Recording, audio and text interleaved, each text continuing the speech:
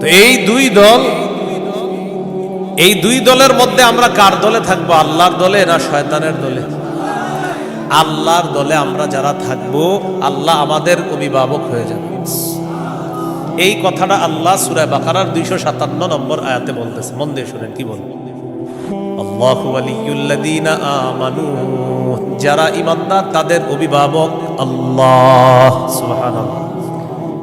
আপনারা মাঝে মাঝে এমনি দোয়া করতে পারেন না, আল্লাহ আপনি আমার অভিভাবক, আল্লাহ আপনি অভিভাবক। আল্লাহ সূরা বাকারার 257 নম্বর আয়াতে বলছেন আপনি আমার অভিভাবক। আল্লাহ আমি তো সমস্যায় আছি, আমারে সমাধান করে দাও। এইভাবে বলতো, আল্লাহ আপনি বলছেন আপনি আমার অভিভাবক, আল্লাহ আপনি আমার সমস্যা সমাধান করে দেন। এইভাবে আল্লাহকে বলতে হবে। আল্লাহু ওয়ালিয়ুল্লাযীনা আমানু, আল্লাহ বলেন যারা ঈমানদার তাদের অভিভাবক হলেন আল্লাহ। ইউখরিজুহুম মিনাজ যুলুমাতি ইলান নূর, আল্লাহ তাআলা অভিভাবক ঈমানদারদেরকে অন্ধকার থেকে বের করে আলোর দিকে আল্লাহ তাআলা নিয়ে যায়। ওয়াল্লাযীনা কাফারু আউলিয়াউহুমুত তাগুত, আর যারা কাফের তাদের অভিভাবক হলো শয়তান। বলেন তো ঈমানদারের অভিভাবক কে? কাফেরের অভিভাবক কে? উলাইকা আসহাবুন নারি হুম ফিহা খালিদুন। আল্লাহ বলেন যারা তাগুতের অনুসারী তারা চিরস্থায়ীভাবে জাহান্নামে থাকবে। বলি নাউজুবিল্লাহ। তাগুত বলা হয় যত সীমা লঙ্ঘনকারী আছে, জালেম, সব তাগুত। এই তাগুত এটা পুরুষ হোক আর মহিলা হোক, এই তাগুত যারা এরা জালেম অথবা জালেমা, সব তাগুত। তবে কষ্টের বিষয় আর দুঃখের বিষয়, আমরা বারবার এক তাগুত ছেড়ে আরেক তাগুতকে ধরি। এক তাগুত ছেড়ে আরেক তাগুতকে কি করি? ধরি। কেন ধরি জানেন? বৃষ্টি থেকে বাঁচার জন্য ঝর্ণা নিচে এসে দাঁড়ায় আর কি। কোথায় দাঁড়াই? বাঁচার জন্য কি থেকে কোথায় এসে দাঁড়াই? এক তাগুতকে ছেড়ে আরেক তাগুত ধরা, মানে বৃষ্টি থেকে বাঁচার জন্য ঝর্ণার নিচে এসে দাঁড়ায়। ভাই কিছু ঘটনা কি? ঝর্ণার নিচে কেন? আর বললেন না বাইরে বৃষ্টি, এনে কি? এই জন্য মনে রাখবেন, শত্রু এটা কখনো বন্ধু হবে না। এরে আপনি যতই মনে করেন বন্ধু, এই শত্রু সব সময় শত্রু। সূরা মাঈদার 51 নম্বর আয়াতে আল্লাহ বলে দিয়েছেন।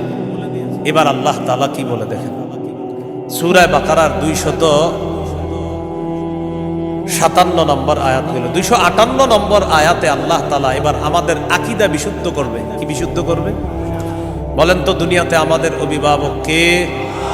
বেঁচে আছি কে বাঁচিয়ে রাখছেন? মৃত্যু দিবেন কে? মৃত্যুর পর জীবিত করবেন কে? এই আকীদাটা এখন আল্লাহ তাআলা সংশোধন করবে যে শোনো, আমি তোমাদেরকে বাঁচিয়ে রাখছি, মৃত্যুর পর আমি জিন্দা করব, কিন্তু এখানে কোনো সন্দেহ করবা না। এই আকীদা 258, 259, 260 এই 3 আয়াতের মধ্যে আল্লাহ আমাদেরকে আকীদা দিয়ে দিবেন, দুনিয়াতে যেমন তোমাদেরকে রাখছি আমি, আখিরাতেও তোমাদেরকে আবার পুনরুত্থান করব, এই ক্ষমতাও আমি আল্লাহ। সূরা বাকারা 258, 259, 260 দেখেন কি বলে। ألم تر إلى الذي حاج إبراهيم في ربه أن آتاه الله الملك إذ قال إبراهيم ربي الذي يحيي ويميت قال أنا أحيي وأميت قال إبراهيم فإن الله يأتي بالشمس من المشرق فأت بها من المغرب فبهت الذي كفر والله لا يهدي القوم الظالمين। নবী আপনি কি দেখেন নাই? ওই ব্যক্তির ব্যাপারে চিন্তা করেন নাই যে ব্যক্তি ইব্রাহিম নবীর সাথে তার রবের ব্যাপারে ঝগড়া করেছে? যেই রব তাকে রাজত্ব দান করেছে, ওই রবের ব্যাপারে লোকটা ঝগড়া করেছে ইব্রাহিম নবীর সাথে। আল্লাহ তাআলা বলেন এই ব্যক্তি হলো বাবেল শহরের বাদশাহ নমরুদ। ইব্রাহিম নবীর সাথে ঝগড়া লাগছে, এই কারণে নমরুদকে আল্লাহ তাআলা রাজত্ব দান করছে। রাজত্ব পাওয়ার পর নমরুদ কয় আমি খোদা। ইব্রাহিম নবী বললেন আমার রব, রব্বি আল্লাযী ইহয়ী ওয়া ইউমীত, আমার রব হলেন তিনি যিনি জীবন দেয়, যিনি মৃত্যু দান করেন। নমরুদ পাল্টা জবাব দিয়ে বলে ক্বালা আনা উহয়ি ওয়া উমীত, আমিও তো জীবন দেই, আমিও তো মৃত্যু দেই। নাউজুবিল্লাহ। হ্যাঁ, ইব্রাহিম নবী বললেন রব তিনি যিনি জীবন দেয় মৃত্যু দেয়। নমরুদ কথা আমিও তো জীবন দিই মৃত্যু দিই। ইব্রাহিম নবী তাহলে আমি কি করতে হবে? আমারও রব মানো, কারণ আমিও জীবন দিই মৃত্যু দিই। ইব্রাহিম নবী বললেন কিভাবে? জেলখানা থেকে দুইজন আসামি ধরে আনছে, একজনকে মেরে ফেলছে আর একজনকে ছেড়ে দিছে। মারার পর বলে এই যে দেখো আমি মৃত্যু দিলাম, ছেড়ে দেওয়ার পর বলে এই যে দেখো আমি জীবন দিলাম। কি ইন্টারন্যাশনাল পদ্ধতির জীবন মৃত্যু! হ্যাঁ, দুইজনকে ধরে আনছে, একটাকে হত্যা করছে আর একটাকে ছেড়ে দিছে। হত্যা করার পর বলে দেখো জীবন দিলাম, মৃত্যু দিলাম। জীবন দিলাম কিভাবে? আর একটাকে ছেড়ে দিছে।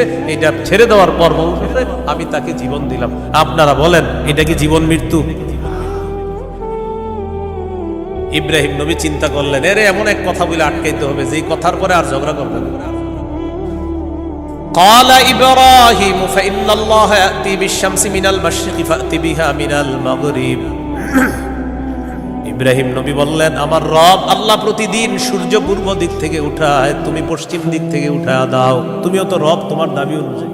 নাউজুবিল্লাহ। ফাবুহিতাল্লাযী কাফার, আল্লাহ তাআলা বলেন যে ঝগড়া করছে নমরুদ কাফের, ধরাশয়ী হয়ে গেল, ঝগড়ায় হেরে গেল।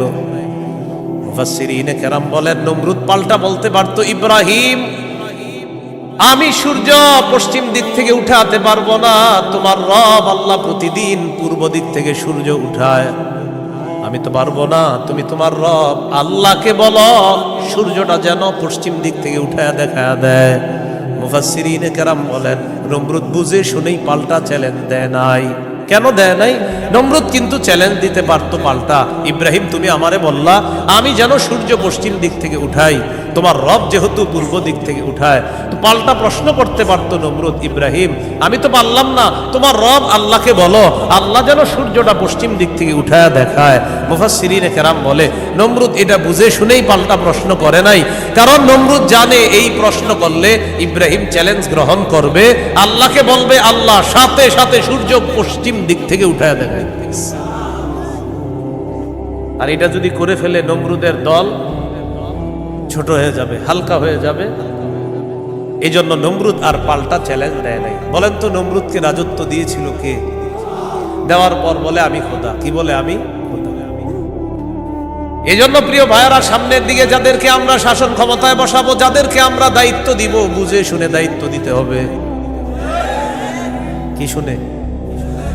বলেন আমার সাথে প্রতিদিন 2 রাকাত অতিরিক্ত নফল নামাজ পড়ব, পড়ার পর 3টা দোয়া করব। 1 নাম্বার আল্লাহ, বলেন আল্লাহ কিয়ামতের আগে বাংলাদেশে আর কোন নারী প্রধান চাই না।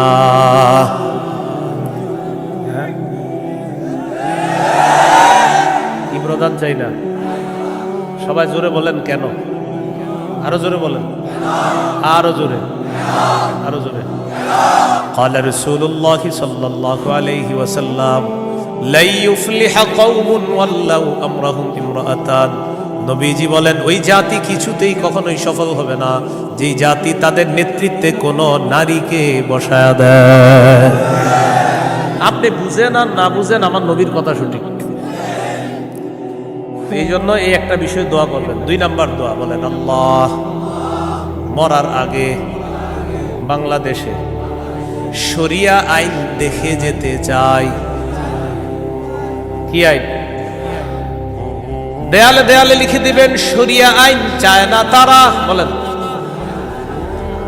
কোন না কোন অপরাধে অপরাধী যারা, বলেন আমার সাথে শরিয়া আইন চায় না তারা, কোন না কোন অপরাধে অপরাধী যারা। চোর শরিয়া আইন চাইবে না, হাত কাটা যাবে। ধর্ষক শরিয়া আইন চাইবে না, তাকে পাথর মেরে হত্যা করা হবে, তার উপর ইসলামের শাস্তি প্রয়োগ করা হবে। এই জন্য ধর্ষক চাইবে না, চোর চাইবে না। আমাদের দেশে যদি আসলে শরিয়া আইন চালু হয়, বিগত দিনের শুধু চুরির বিচার করতে করতে সুপ্রিম কোর্ট হাইকোর্টের বিচারপতিরা ক্লান্ত হয়ে যাবে। শুধু চুরির বিচার হলে, কিসের বিচার? এটা 2 নাম্বার দোয়া করবেন। 3 নাম্বার দোয়া বলেন, আল্লাহ আমাদের দেশে এমন একজন শাসক দিয়ে দেন যেই শাসক মৌলিক 4টি কাজ করবে। 1 নাম্বার নামাজ কায়েম করবে, 2 নাম্বার যাকাত প্রতিষ্ঠিত করবে, 3 নাম্বার সৎ কাজের আদেশ করবে, 4 নাম্বার অসৎ কাজের নিষেধ করবে। সবাই বলেন দলিল, বলেন দলিল। সূরা হজ 41 নম্বর আয়াত। কোন সূরা? কত নম্বর আয়াত? এই আয়াতে আল্লাহ বলেন, আল্লাযীনা ইম্মাক্কান্নাহুম ফিল আরদি আকামুস সালাহ ওয়া আতাউয যাকাতা ওয়া আমারু বিল মারুফি ওয়া নাহাউ আনিল মুনকার। আল্লাহ তাআলা বলেন, আমি যাদেরকে দুনিয়ার শাসন ক্ষমতায় বসাই তাদের মৌলিক কাজ হবে 4টা। 1 নাম্বার আকামুস সালাহ, তারা রাষ্ট্রীয়ভাবে নামাজ কায়েম করতে হবে। রাষ্ট্রের প্রত্যেকটা নাগরিক যেন নামাজ পড়ে এই দায়িত্ব পালন করতে হবে। 2 নাম্বার ওয়া আতাউয যাকাত, যাকাতের বিধান রাষ্ট্রীয়ভাবে চালু করতে হবে। আমাদের দেশে যদি রাষ্ট্রীয়ভাবে যাকাতের বিধান চালু হয়ে যায় আর সব ধনীরা যদি 1 বছর যাকাত আদায় করে, কয় বছর? ওই বছর সুদ বলবে, যাকাত তুমি ভালো থেকো, আমি সুদ বিদায় নেই। কয় বছর? 1 বছর যদি যাকাত যারা দেয় এরা যদি দেয়, সুদ বলবে, যাকাত তুমি থাকো, আমি চলে যাই, কারণ আমার আর থাকার জায়গা নাই। বলেন আমার সাথে, সুদে ফকির আরো ফকির হয়, যাকাতে ফকির আরো ধনী হয়। দলিল ইবনে মাজাহ 2279 নম্বর হাদিস। আবার বলেন, বলেন সুদে ফকির আরো ফকির হয়, যাকাতে ফকির ধনী হয়। বলেন আমাদের এই রাষ্ট্র সুদ ভিত্তিক হওয়ার কারণে এখন আমরা সবাই মোটামুটি ভিক্ষুক। কারণ আমাদের প্রত্যেকের মাথা পিছু 1,07,000 টাকা ঋণ। তো আপনি কোথায় ধনী? সুদের শেষ পরিণতি ভিক্ষা। এটা আপনার যদি বুঝে না আসে, কিছু করার নাই। আমার নবীর কথা যেটা বলবে নবী, আজ হোক কাল হোক সেটা ফলবেই, কোনো সন্দেহ নেই। তো আমরা দাবি করি 90% মুসলমান, এখানে অর্থ ব্যবস্থা সুদ ভিত্তিক। এই জন্য আমরা স্লোগান পাল্টাবো, বলেন দারিদ্র বিমোচনে সুদ নয় যাকাত। বলেন তো দারিদ্র বিমোচনে কি? দারিদ্র বিমোচনে সুদ নয় যাকাত। এগুলো দেয়ালে লিখে দিবেন যে দারিদ্র বিমোচনে সুদ নয় যাকাত। লিখে দিবেন দারিদ্র বিমোচনে সুদ নয় যাকাত। লিখবেন সুদে ফকির আরো ফকির হয়, যাকাতে ফকির আরো ধনী। নমরুদকে রাজত্ব দিছে আল্লাহ তাআলা, সে এখন বলে আমি খোদা। বলেন নাউজুবিল্লাহ। বলেন জীবন মৃত্যু কে দেয়? এটা হলো সূরা বাকারা 258 নম্বর আয়াত। 259 নম্বর আয়াতটা শোনার আগে আগে বুঝেন। এক ব্যক্তি এক এলাকার সামনে দিয়ে যাইতেছে, যাওয়ার সময় দেখে কি এলাকার সবগুলা ঘর বাড়ি ছাদের উপরে পড়ে রয়েছে, নিচে ছাদ উপরে ঘর বাড়ি। আপনাদের এলাকার ছাদ কি নিচে থাকে না বাড়ির উপরে থাকে? কয়েকজন কইছে মানে অন্যদের ঘর বাড়ির ছাদ নিচে থাকে। ঘর বাড়ির ছাদ কই থাকে? এটা প্রথমে বললেন না কেন? মানে প্রথমে কয়েকজন কইছে কয়েক উপরে, মানে অন্যদের ছাদগুলা নিচে। আপনাদের ঘর বাড়ির ছাদ কই? তো এই কথাটা প্রথমে বললে সমস্যা ছিল কি? এক ব্যক্তি যাইতেছে এক এলাকার সামনে দিয়ে, যাওয়ার সময় দেখে ঘর বাড়ি সব ধ্বংস হয়ে পড়ে রয়েছে, নিচে হইলো ছাদ, উপরে ঘর বাড়ি। উনি এই বিষয়ে দেখা সাথে সাথে বললেন আল্লাহু আকবার, আল্লাহ কত মহান, এদেরকে ধ্বংস করলেন আল্লাহ, আবার আল্লাহ কিভাবে জিন্দা করবে? এটা ওনার সন্দেহ না, এটা ওনার কি না সন্দেহ না, এটা উনি বিস্ময় প্রকাশ করতেছে, আল্লাহ কত মহান, আবার কিভাবে আল্লাহ জিন্দা করবে, এটা মুখ দিয়ে বলে ফেলছে। সাথে সাথে আল্লাহ তাকে মৃত্যু দিচ্ছে। 100 বছর মৃত অবস্থায় রাখছে। কয় বছর? 100 বছর মৃত অবস্থায় রাখছে। 100 বছর পর জিন্দা করছে। জিন্দা করার পর তাকে জিজ্ঞাসা করলেন আপনি কয় বছর মৃত অবস্থায় ছিলেন? তো জবাব দিলেন 1 দিন বা আধা দিন। আল্লাহ তাআলা বললেন আপনি 100 বছর ছিলেন মরা। কয় বছর? ওই যে উনি বলছিলেন মরাকে আল্লাহ কিভাবে জিন্দা করবে, আল্লাহ দেখাই দিতেছে। আপনার খানা পানির দিকে তাকান তো, তাকাইছে খানা পানির দিকে, তাকায় দেখে খানা পানি পচে নাই। সুবহানাল্লাহ। কয় বছর? এবার আপনার গাদার দিকে তাকান তো, তাকাইছে গাদার দিকে, গাদাটার কি অবস্থা দেখে কি গাদা পচে গলে মরে মাটির সাথে মিশে গেছে। আল্লাহ তাআলা বুঝায়, এই জন্যই তো আমি আল্লাহ।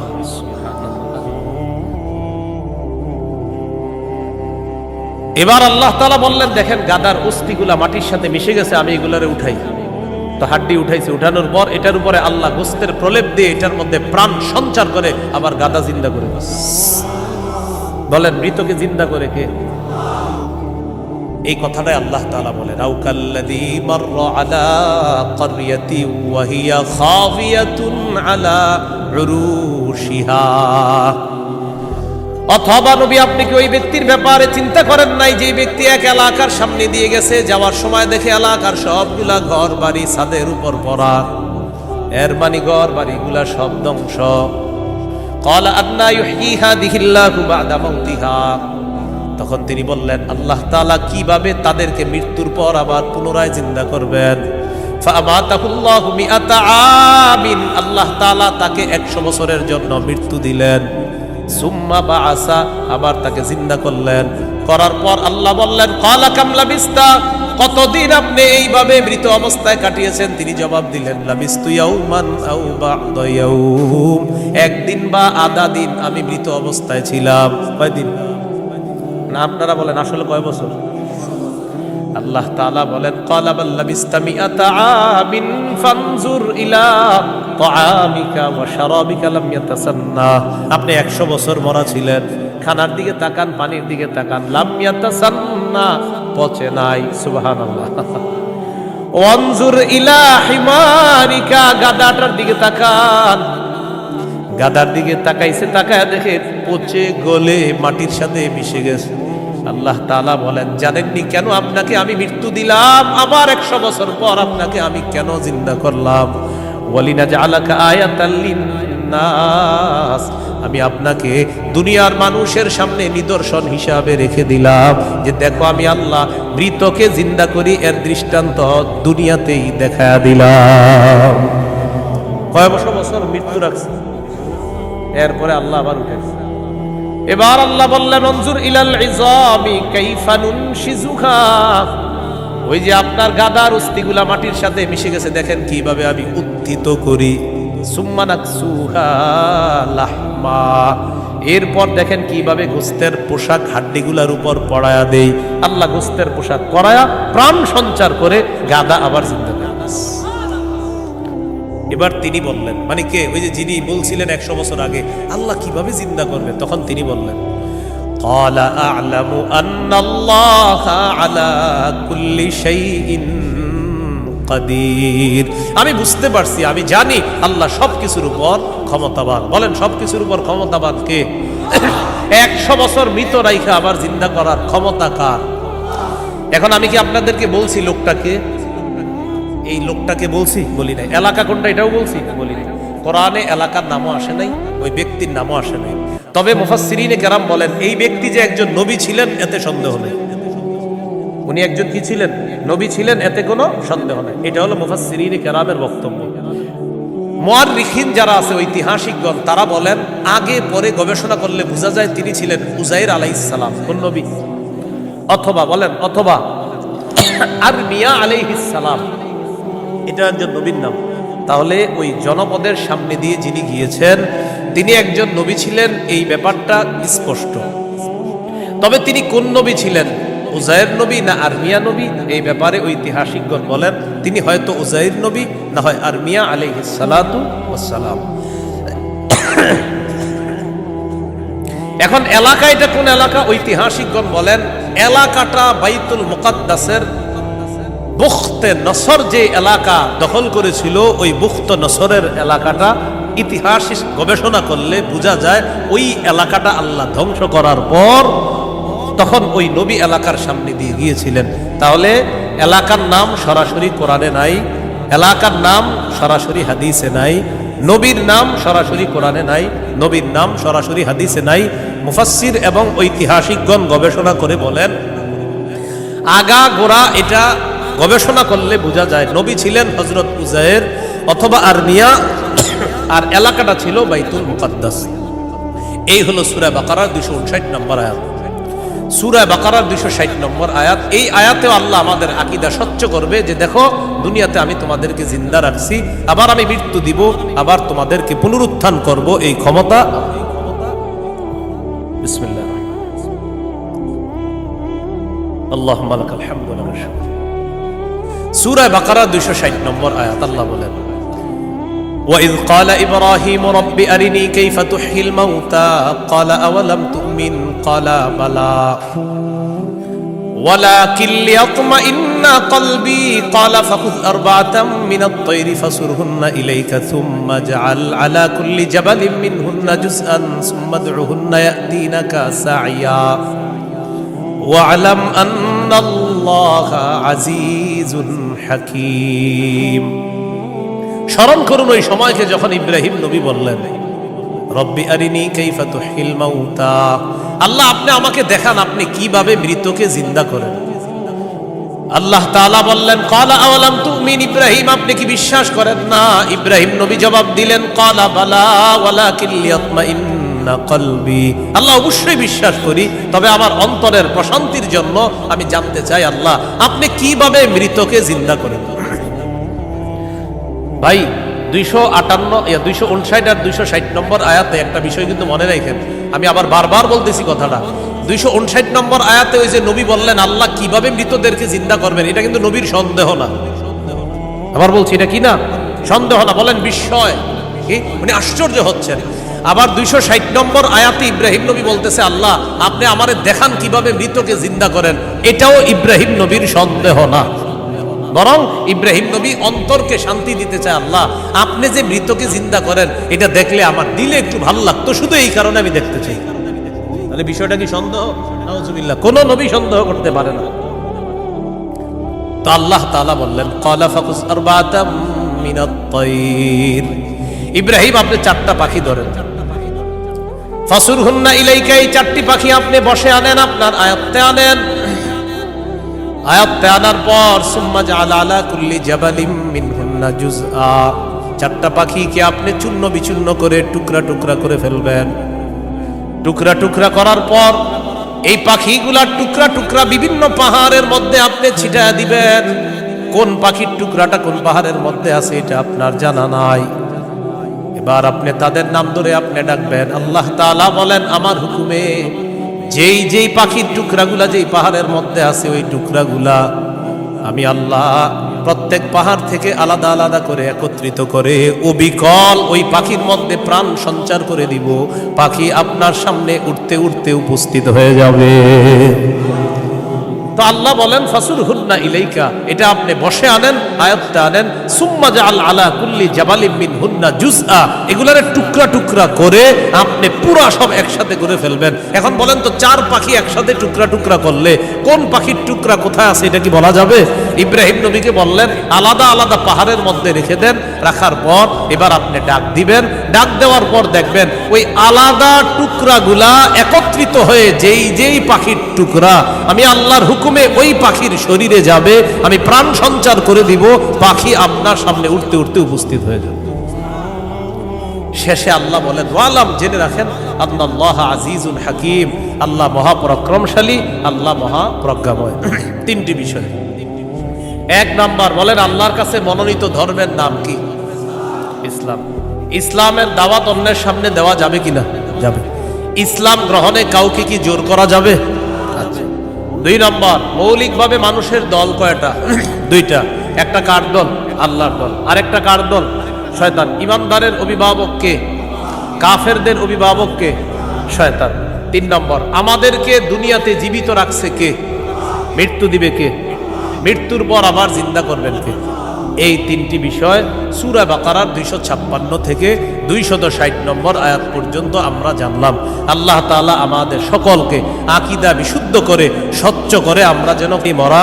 2 নম্বর, আল্লাহ ছাড়া কোনো ইলাহ নাই, সন্দেহ করা যাবে না। 3 নম্বর, আল্লাহ ছাড়া কোনো ইলাহ নাই এটা মুখে বলা, অন্তরে বিশ্বাস করা। 4 নম্বর, আল্লাহ ছাড়া কোনো ইলাহ নাই এই কথা তখন প্রমাণ হবে যদি আমি সবচেয়ে বেশি আল্লাহকে ভালোবাসি। বলেন তো কয় জিনিসকে সাধারণত বেশি ভালোবাসি আমরা? 8 জিনিস। এই 8 জিনিস থেকেও কাকে বেশি ভালোবাসতে হবে? আল্লাহ। আল্লাহ তাআলা আমাদের সকলকে আজকের সূরা বাকারার 256 থেকে 60 নম্বর আয়াত পর্যন্ত মূল 3টি কথা ছিল। 1 নাম্বার, আল্লাহর কাছে মনোনীত ধর্ম ইসলাম, এটা গ্রহণ করতে হবে, বাকি গ্রহণ করার ক্ষেত্রে কাউকে জোর করা যাবে না। 2 নাম্বার, একটা শয়তানের দল, একটা আল্লাহর দল।